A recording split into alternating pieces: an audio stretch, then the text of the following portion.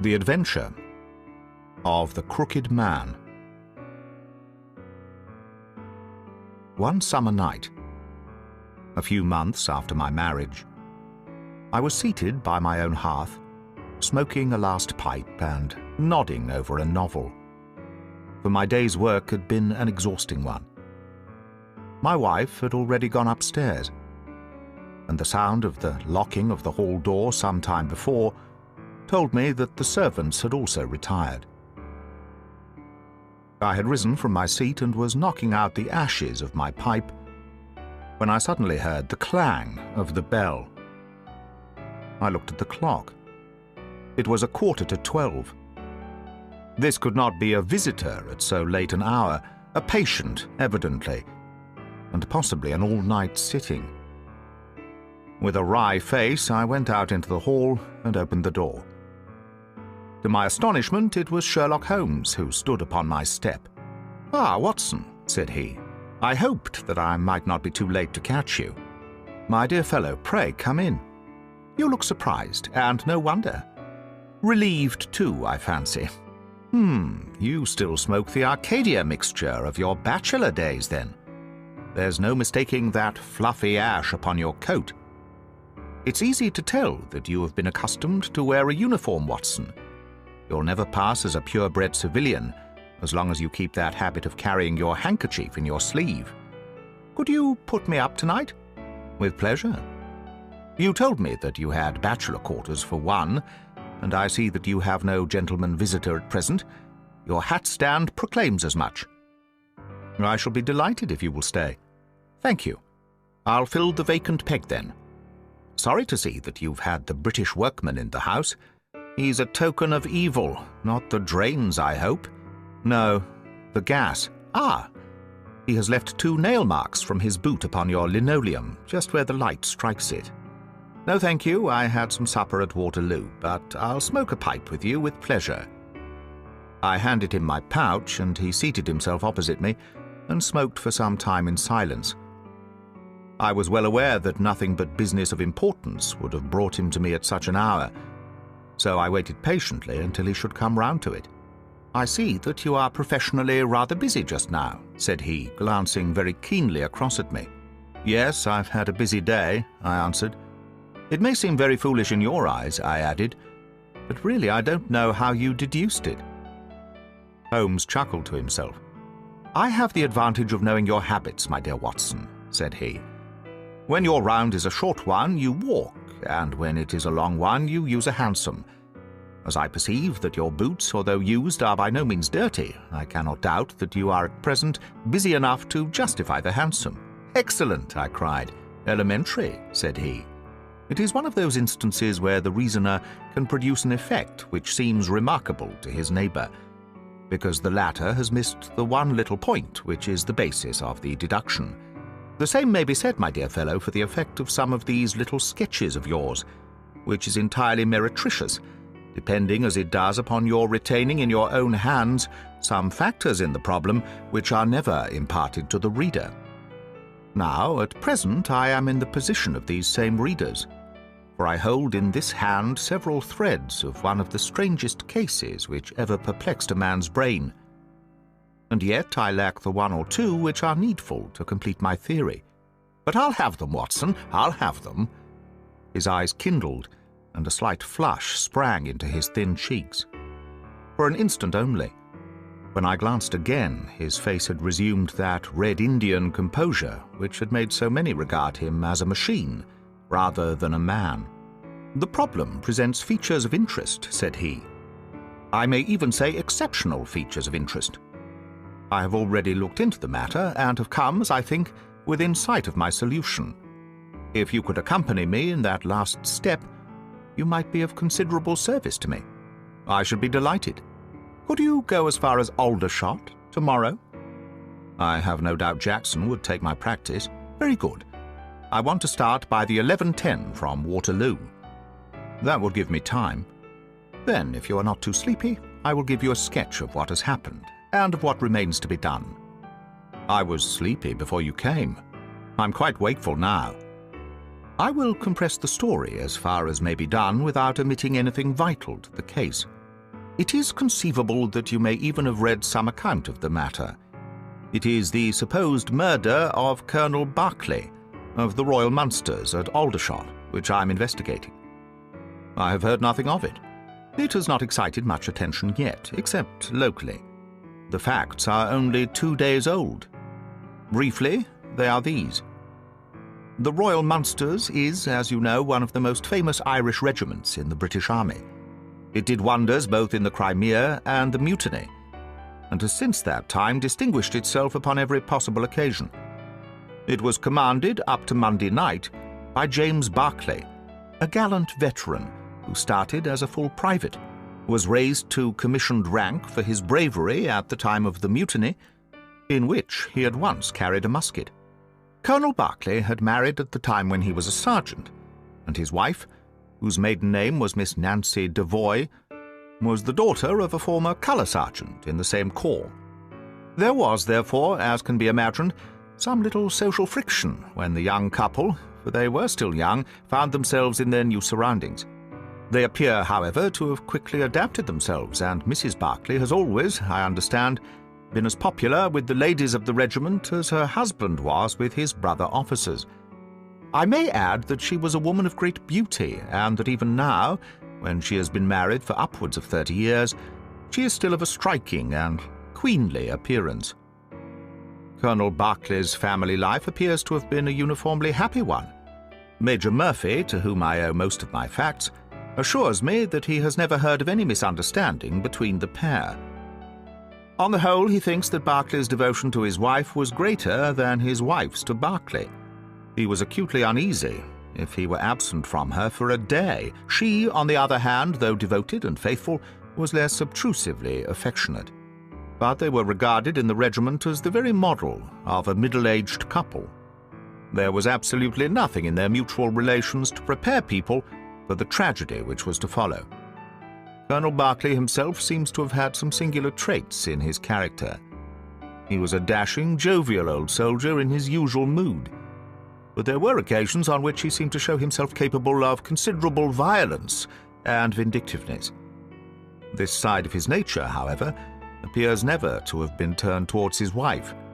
Another fact which had struck Major Murphy and 3 out of 5 of the other officers with whom I conversed was the singular sort of depression which came upon him at times. As the Major expressed it, the smile had often been struck from his mouth as if by some invisible hand, when he has been joining the gaieties and chaff of the mess table. For days on end, when the mood was on him, he has been sunk in the deepest gloom. This and a certain tinge of superstition were the only unusual traits in his character which his brother officers had observed. The latter peculiarity took the form of a dislike to being left alone, especially after dark. This puerile feature in a nature which was conspicuously manly had often given rise to comment and conjecture.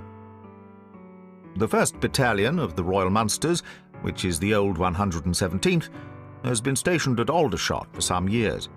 The married officers live out of barracks, and the colonel has, during all this time, occupied a villa called Lachine, about half a mile from the North Camp. The house stands in its own grounds, but the west side of it is not more than 30 yards from the high road. A coachman and 2 maids form the staff of servants. These, with their master and mistress, were the sole occupants of Lachine, for the Berkeleys had no children, nor was it usual for them to have resident visitors. Now for the events at Lachine between 9 and 10 on the evening of last Monday. Mrs. Berkeley was, it appears, a member of the Roman Catholic Church, and had interested herself very much in the establishment of the Guild of St. George, which was formed in connection with the Watt Street Chapel for the purpose of supplying the poor with cast-off clothing.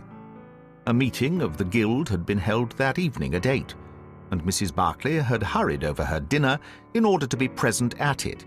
When leaving the house, she was heard by the coachman to make some commonplace remark to her husband, and to assure him that she would be back before very long. She then called for Miss Morrison, a young lady who lives in the next villa, and the two went off together to their meeting. It lasted 40 minutes, and at 9:15, Mrs. Berkeley returned home, having left Miss Morrison at her door as she passed. There is a room which is used as a morning room at Lachine. This faces the road. and opens by a large glass folding door onto the lawn. The lawn is 30 yards across and is only divided from the highway by a low wall with an iron rail above it. It was into this room that Mrs. Barclay went upon her return. The blinds were not down, for the room was seldom used in the evening, but Mrs. Barclay herself lit the lamp and then rang the bell, asking Jane Stewart, the housemaid, to bring her a cup of tea, which was quite contrary to her usual habits. The Colonel had been sitting in the dining room, but hearing that his wife had returned, he joined her in the morning room. The coachman saw him cross the hall and enter it. He was never seen again, alive. The tea, which had been ordered, was brought up at the end of 10 minutes, but the maid, as she approached the door, was surprised to hear the voices of her master and mistress in furious altercation. She knocked without receiving any answer, and even turned the handle, but only to find that the door was locked upon the inside. Naturally enough, she ran down to tell the cook, and the two women with the coachman came up into the hall and listened to the dispute which was still raging. They all agreed that only two voices were to be heard, those of Barclay and of his wife. Barclay's remarks were subdued and abrupt, so that none of them were audible to the listeners. The ladies, on the other hand, were most bitter, and when she raised her voice could be plainly heard. "You coward!" she repeated over and over again. "What can be done now? What can be done now? Give me back my life. I will never so much as breathe the same air with you again. You coward! You coward!" Those were scraps of her conversation, ending in a sudden, dreadful cry in the man's voice, with a crash, and a piercing scream from the woman. Convinced that some tragedy had occurred, the coachman rushed to the door and strove to force it, while scream after scream issued from within. He was unable, however, to make his way in, and the maids were too distracted with fear to be of any assistance to him. A sudden thought struck him, however, and he ran through the hall door and round to the lawn upon which the long French windows open. One side of the window was open, which I understand was quite usual in the summer-time, and he passed without difficulty into the room. His mistress had ceased to scream, and was stretched insensible upon a couch, while with his feet tilted over the side of an armchair and his head upon the ground near the corner of the fender, was lying the unfortunate soldier, stone dead, in a pool of his own blood. Naturally, the coachman's first thought, on finding that he could do nothing for his master, was to open the door. But here an unexpected and singular difficulty presented itself. The key was not in the inner side of the door, nor could he find it anywhere in the room. He went out again, therefore, through the window, and having obtained the help of a policeman and of a medical man, he returned. The lady, against whom naturally the strongest suspicion rested, was removed to her room, still in a state of insensibility. The Colonel's body was then placed upon the sofa, and a careful examination made of the scene of the tragedy. The injury from which the unfortunate veteran was suffering was found to be a jagged cut some 2 inches long at the back part of his head, which had evidently been caused by a violent blow from a blunt weapon, nor was it difficult to guess what that weapon may have been. Upon the floor, close to the body, was lying a singular club of hard carved wood, with a bone handle. The Colonel possessed a varied collection of weapons brought from the different countries in which he had fought, and it is conjectured by the police that his club was among his trophies. The servants deny having seen it before, but among the numerous curiosities in the house it is possible that it may have been overlooked. Nothing else of importance was discovered in the room by the police, save the inexplicable fact that neither upon Mrs. Barclay's person, nor upon that of her victim, nor in any part of the room was the missing key to be found. The door had eventually to be opened by a locksmith from Aldershot. That was the state of things, Watson, when upon the Tuesday morning I, at the request of Major Murphy, went down to Aldershot to supplement the efforts of the police. I think that you will acknowledge that the problem was already one of interest, but my observations soon made me realize that it was in truth much more extraordinary than would at first sight appear. Before examining the room, I cross-questioned the servants, but only succeeded in eliciting the facts which I have already stated. One other detail of interest was remembered by Jane Stewart, the housemaid. You will remember that on hearing the sound of the quarrel, she descended and returned with the other servants. On that first occasion, when she was alone, she says that the voices of her master and mistress were sunk so low that she could hear hardly anything, and judged by their tones rather than their words that they had fallen out. On my pressing her, however, she remembered that she heard the word David uttered twice by the lady. The point is of the utmost importance, as guiding us towards the reason of the sudden quarrel. The Colonel's name, you remember, was James. There was one thing in the case which had made the deepest impression both upon the servants and the police. This was the contortion of the Colonel's face. It had set, according to their account, into the most dreadful expression of fear and horror which a human countenance is capable of assuming. More than one person fainted at the mere sight of him, so terrible was the effect. It was quite certain that he had foreseen his fate, and that it had caused him the utmost horror. This, of course, fitted in well enough with the police theory, if the Colonel could have seen his wife making a murderous attack upon him. Nor was the fact of the wound being on the back of his head a fatal objection to this, as he might have turned to avoid the blow. No information could be got from the lady herself, who was temporarily insane from an acute attack of brain fever. From the police I learned that Miss Morrison, who you remember went out that evening with Mrs. Barclay, denied having any knowledge of what it was which had caused the ill humour in which her companion had returned. Having gathered these facts, Watson, I smoked several pipes over them, trying to separate those which were crucial from others which were merely incidental. There could be no question that the most distinctive and suggestive point in the case was the singular disappearance of the door key. A most careful search had failed to discover it in the room. Therefore, it must have been taken from it. But neither the Colonel nor the Colonel's wife could have taken it. That was perfectly clear. Therefore, a third person must have entered the room, and that third person could only have come in through the window. It seemed to me that a careful examination of the room and the lawn might possibly reveal some traces of this mysterious individual. You know my methods, Watson. There was not one of them which I did not apply to the inquiry, and it ended by my discovering traces, but very different ones from those which I had expected. There had been a man in the room, and he had crossed the lawn coming from the road.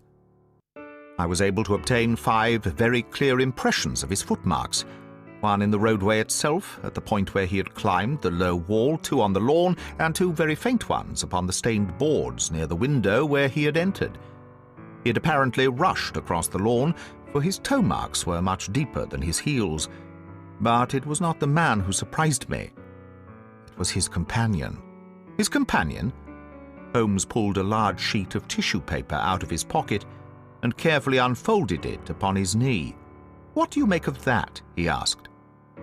The paper was covered with the tracings of the footmarks of some small animal.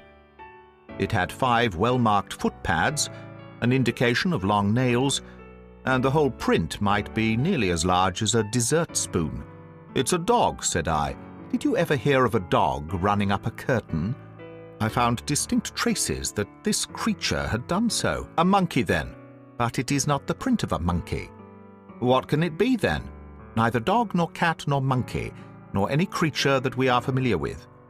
I have tried to reconstruct it from the measurements. Here are 4 prints where the beast has been standing motionless. You see that it has no less than 15 inches from forefoot to hind. Add to that the length of neck and head, and you get a creature not much less than 2 feet long, probably more if there is any tail. But now observe this other measurement. The animal has been moving, and we have the length of its stride. In each case, it is only about 3 inches. You have an indication, you see, of a long body with very short legs attached to it.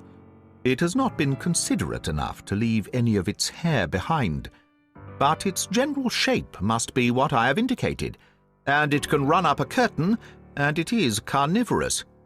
How do you deduce that? Because it ran up the curtain. A canary's cage was hanging in the window, and its aim seems to have been to get at the bird. Then what was the beast? Ah, if I could give it a name, it might go a long way towards solving the case. On the whole, it was probably some creature of the weasel and stoat tribe. And yet it is larger than any of these that I have seen. But what had it to do with the crime? That also is still obscure. But we have learned a good deal, you perceive. We know that a man stood in the road looking at the quarrel between the Barclays. The blinds were up and the room lighted. We know also that he ran across the lawn, entered the room, accompanied by a strange animal, and that he either struck the Colonel, or, as is equally possible, that the Colonel fell down from sheer fright at the sight of him and cut his head on the corner of the fender.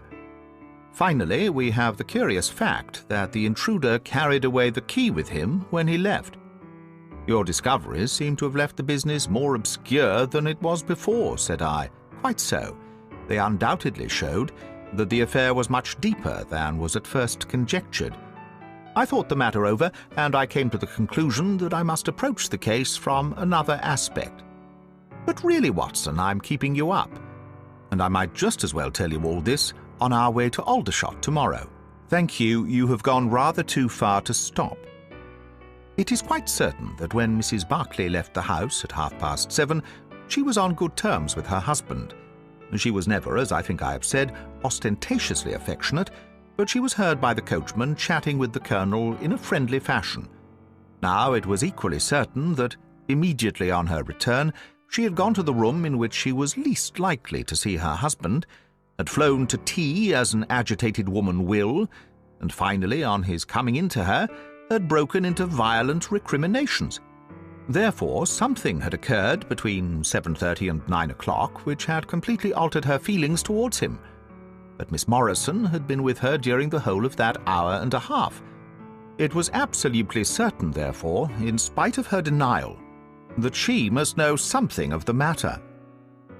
My first conjecture was that possibly there had been some passages between this young lady and the old soldier, which the former had now confessed to the wife. That would account for the angry return, and also for the girl's denial that anything had occurred. Nor would it be entirely incompatible with most of the words overheard. But there was the reference to David, and there was the known affection of the Colonel for his wife to weigh against it, to say nothing of the tragic intrusion of this other man, which might, of course, be entirely disconnected with what had gone before. It was not easy to pick one's steps, but, on the whole, I was inclined to dismiss the idea that there had been anything between the Colonel and Miss Morrison, but more than ever convinced that the young lady held the clue as to what it was which had turned Mrs. Barclay to hatred of her husband. I took the obvious course, therefore, of calling upon Miss M., of explaining to her that I was perfectly certain that she held the facts in her possession, and of assuring her that her friend, Mrs. Barclay, might find herself in the dock upon a capital charge unless the matter were cleared up. Miss Morrison is a little ethereal slip of a girl, with timid eyes and blonde hair, but I found her by no means wanting in shrewdness and common sense. She sat thinking for some time after I had spoken, and then, turning to me with a brisk air of resolution, she broke into a remarkable statement which I will condense for your benefit. I promised my friend that I would say nothing of the matter, and a promise is a promise, said she. But if I can really help her when so serious a charge is laid against her, and when her own mouth, poor darling, is closed by illness, then I think I am absolved from my promise. I will tell you exactly what happened upon Monday evening. We were returning from the Watt Street Mission about 9:15 o'clock. On our way, we had to pass through Hudson Street, which is a very quiet thoroughfare. There is only one lamp in it upon the left-hand side, and as we approached this lamp I saw a man coming towards us with his back very bent and something like a box slung over one of his shoulders. He appeared to be deformed, for he carried his head low and walked with his knees bent. We were passing him when he raised his face to look at us in the circle of light thrown by the lamp. And as he did so, he stopped and screamed out in a dreadful voice, "My God, it's Nancy!" Mrs. Barclay turned as white as death, and would have fallen down had the dreadful-looking creature not caught hold of her. I was going to call for the police, but she, to my surprise, spoke quite civilly to the fellow.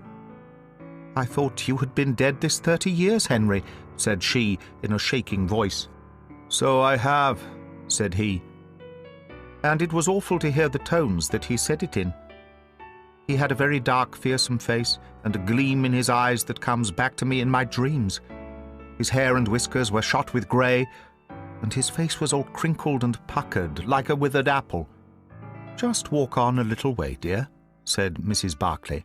"I want to have a word with this man. There is nothing to be afraid of." She tried to speak boldly, but she was still deadly pale, and could hardly get her words out for the trembling of her lips. I did as she asked me, and they talked together for a few minutes. Then she came down the street with her eyes blazing, and I saw the crippled wretch standing by the lamp-post and shaking his clenched fists in the air as if he were mad with rage. She never said a word until we were at the door here, when she took me by the hand and begged me to tell no one what had happened. "It's an old acquaintance of mine who has come down in the world," said she. When I promised her I would say nothing, she kissed me, and I have never seen her since. I have told you now the whole truth, and if I withheld it from the police, it is because I did not realize then the danger in which my friend stood. I know that it can only be to her advantage that everything should be known. There was her statement, Watson, and to me, as you can imagine, it was like a light on a dark night. Everything which had been disconnected before began at once to assume its true place, and I had a shadowy presentiment of the whole sequence of events. My next step, obviously, was to find the man who had produced such a remarkable impression upon Mrs. Barclay.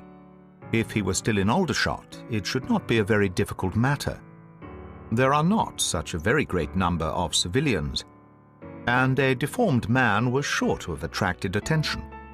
I spent a day in the search, and by evening, this very evening, Watson, I had run him down. The man's name is Henry Wood, and he lives in lodgings in this same street in which the ladies met him. He has only been 5 days in the place. In the character of a registration agent, I had a most interesting gossip with his landlady. The man is by trade a conjurer and performer, going round the canteens after nightfall, and giving a little entertainment at each. He carries some creature about with him in that box, about which the landlady seemed to be in considerable trepidation, for she had never seen an animal like it. He uses it in some of his tricks, according to her account. So much the woman was able to tell me, and also that it was a wonder the man lived, seeing how twisted he was, and that he spoke in a strange tongue sometimes, and that for the last 2 nights she had heard him groaning and weeping in his bedroom. He was all right as far as money went, but in his deposit he had given her what looked like a bad florin. She showed it to me, Watson, and it was an Indian rupee. So now, my dear fellow, you see exactly how we stand, and why it is I want you. It is perfectly plain that after the ladies parted from this man, he followed them at a distance, that he saw the quarrel between husband and wife through the window, that he rushed in, and that the creature which he carried in his box got loose.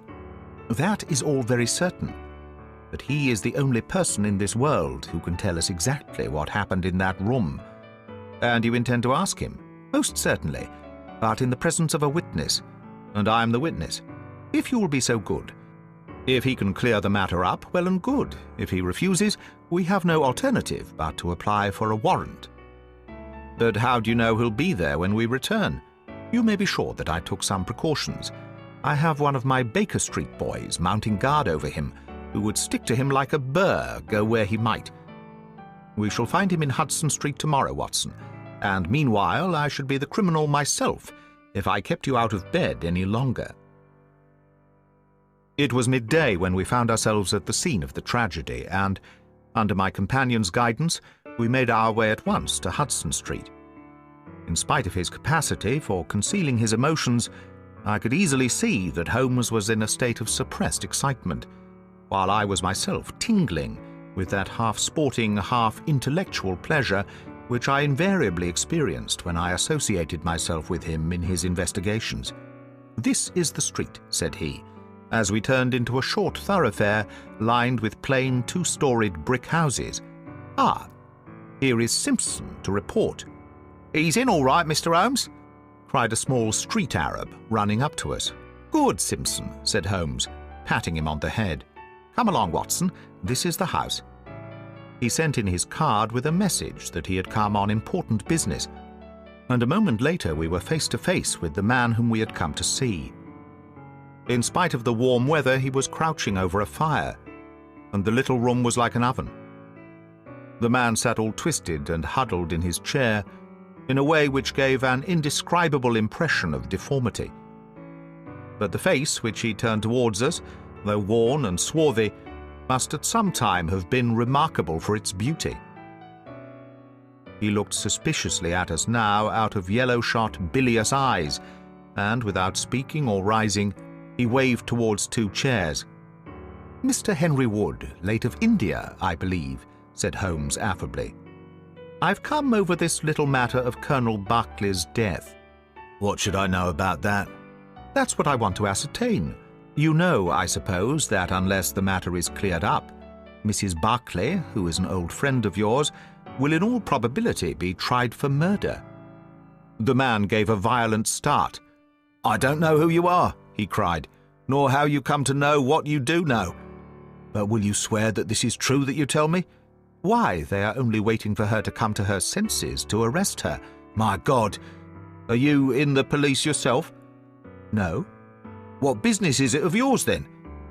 "It's every man's business to see justice done." "You can take my word that she is innocent." "Then you are guilty?" "No, I am not." "Who killed Colonel James Berkeley, then?" "It was a just providence that killed him. But mind you this, that if I had knocked his brains out, as it was in my heart to do, he would have had no more than his due from my hands. If his own guilty conscience had not struck him down, it is likely enough that I might have had his blood upon my soul. You want me to tell the story? Well, I don't know why I shouldn't, but there's no cause for me to be ashamed of it. It was in this way, sir.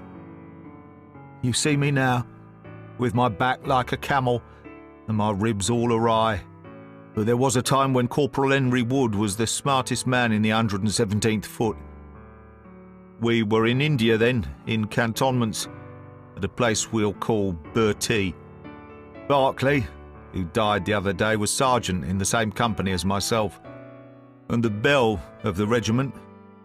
Aye, and the finest girl that ever had the breath of life between her lips was Nancy Devoy, the daughter of the colour sergeant. There were two men that loved her, and one that she loved. And you'll smile when you look at this poor thing huddled before the fire and hear me say that it was for my good looks that she loved me. Well, though I had her heart, her father was set upon her marrying Berkeley. I was a harum-scarum, reckless lad, and he had had an education and was already marked for the sword belt. But the girl held true to me, and it seemed that I would have had her. When the mutiny broke out and all hell was loose in the country, we were shut up in Bertie, the regiment of us, with half a battery of artillery, a company of Sikhs, and a lot of civilians and womenfolk. There were 10,000 rebels round us, and they were as keen as a set of terriers round a rat cage. About the second week of it, our water gave out, and it was a question whether we could communicate with General Neal's column, which was moving up country. It was our only chance, for we could not hope to fight our way out with all the women and children, so I volunteered to go out and to warn General Neal of our danger. My offer was accepted, and I talked it over with Sergeant Berkeley, who was supposed to know the ground better than any other man, and who drew up a route by which I might get through the rebel lines. At 10 o'clock the same night I started off upon my journey. There were 1,000 lives to save, but it was of only one that I was thinking when I dropped over the wall that night. My way ran down a dried-up watercourse which we hoped would screen me from the enemy's sentries. But as I crept round the corner of it, I walked right into 6 of them, who were crouching down in the dark, waiting for me. In an instant I was stunned with a blow and bound hand and foot, but the real blow was to my heart, not to my head. For as I came to and listened to as much as I could understand of their talk, I heard enough to tell me that my comrade, the very man who had arranged the way that I was to take, had betrayed me by means of a native servant into the hands of the enemy. Well, there's no need for me to dwell on that part of it. You know now what James Barclay was capable of. Bertie was relieved by Neil next day, but the rebels took me away with them in their retreat. And it was many a long year before ever I saw a white face again. I was tortured and tried to get away and was captured and tortured again. You can see for yourselves the state in which I was left. Some of them that fled into Nepal took me with them, and then afterwards I was up past Darjeeling. The hill folk up there murdered the rebels who had me, and I became their slave for a time until I escaped. Instead of going south, I had to go north until I found myself among the Afghans. There I wandered about for many a year, and at last came back to the Punjab, where I lived mostly among the natives, and picked up a living by the conjuring tricks that I had learned. What use was it for me, a wretched cripple, to go back to England, or to make myself known to my old comrades? Even my wish for revenge would not make me do that. I'd rather that Nancy and my old pals should think of Harry Wood as having died with a straight back than seeing him living and crawling with a stick like a chimpanzee. They never doubted that I was dead, and I meant they never should. I heard that Barclay had married Nancy, and that he was rising rapidly in the regiment, but even that did not make me speak. But when one gets old, one has a longing for home. For years I've been dreaming of the bright green fields and the hedges of England. At last I determined to see them before I died. I saved enough to bring me across, and then I came here where the soldiers are, for I know their ways and how to amuse them, and so earn enough to keep me. Your narrative is most interesting, said Sherlock Holmes. I have already heard of your meeting with Mrs. Barclay and your mutual recognition. You then, as I understand, followed her home and saw through the window an altercation between her husband and her, in which she doubtless cast his conduct to you in his teeth. Your own feelings overcame you, and you ran across the lawn and broke in upon them. I did, sir, and at the sight of me, he looked as I have never seen a man look before. And over he went, with his head on the fender. But he was dead before he fell. I read death on his face, as plain as I can read that text over the fire. The bare sight of me was like a bullet through his guilty heart. And then? Then Nancy fainted, and I caught up the key of the door from her hand, intending to unlock it and get help, but as I was doing it, it seemed to me better to leave it alone and get away, for the thing might look black against me, and anyway my secret would be out if I were taken. In my haste I thrust the key into my pocket and dropped my stick while I was chasing Teddy, who had run up the curtain. When I got him into his box from which he had slipped, I was off as fast as I could run. Who's Teddy? Asked Holmes. The man leaned over and pulled up the front of a kind of hutch in the corner. In an instant out there slipped a beautiful reddish-brown creature, thin and lithe, with the legs of a stoat, a long thin nose, and a pair of the finest red eyes that ever I saw in an animal's head. "It's a mongoose," I cried. "Well, some call them that, and some call them ichneumon," said the man. "Snake catcher is what I call them, and Teddy is amazing quick on cobras. I have one here without the fangs, and Teddy catches it every night to please the folk in the canteen. Any other points, sir?" "Well, we may have to apply to you again, if Mrs. Barclay should prove to be in serious trouble. In that case, of course, I'd come forward.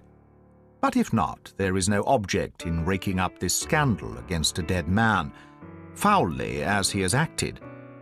You have at least the satisfaction of knowing that for 30 years of his life, his conscience bitterly reproached him for this wicked deed. Ah, there goes Major Murphy on the other side of the street. Goodbye, Wood. I want to learn if anything has happened since yesterday. We were in time to overtake the Major before he reached the corner. "Ah, Holmes," he said. "I suppose you have heard that all this fuss has come to nothing." "What then?" "The inquest is just over. The medical evidence showed conclusively that death was due to apoplexy. You see, it was quite a simple case after all." "Oh, remarkably superficial," said Holmes, smiling. "Come, Watson, I don't think we shall be wanted in Aldershot any more." "There's one thing," said I, as we walked down to the station. "If the husband's name was James, and the other was Henry, what was this talk about David?" That one word, my dear Watson, should have told me the whole story had I been the ideal reasoner which you are so fond of depicting. It was evidently a term of reproach. Of reproach? Yes.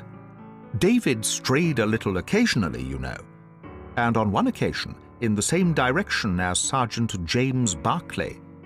You remember the small affair of Uriah and Bathsheba? My biblical knowledge is a trifle rusty, I fear, but you will find the story in the 1st or 2nd of Samuel.